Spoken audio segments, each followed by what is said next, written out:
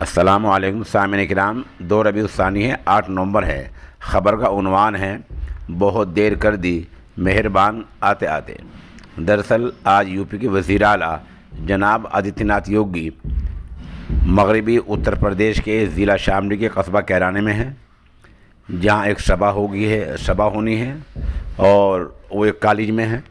इससे पहले वो एक ऐसे ख़ानदान के पास गए जिसके बारे में दावा है कि वो पलायन कर गए थे, नकले मकानी कर गए थे, बाद में आए। वज़ीर आला वहाँ गए, वहाँ उस व्यापारी से मिले, बच्ची के सिर पर हाथ रखा, उनसे मिले और कहा कि डरना नहीं, अब डर की कोई आवश्यकता नहीं, क्योंकि अब सरकार गुंडों के ख़िलाफ़ है और सरकार इन पर हावी आ गई है। सवाल ये है कि आपको सरकार में रहते रहते और आपको सरकार की बागडोर संभाले 4.5 साल हो गए हैं, तो आप पहले से कहाँ थे? अब चुनाव सर पर हैं, चुनाव का बिगुल बजने वाला है, आप लोगों के पास यहाँ आए हैं, ये सियासी ड्रामा नहीं तो और है क्या? वज़ीर आला ने यहाँ गुंडागर्दी के ख़िलाफ़ बहुत कुछ कहा है। अच्छी बात है, गुंडागर्दी के ख़िलाफ़ कहना चाहिए, लगाम लगाना चाहिए, गुंडागर्दी नहीं होनी चाहिए।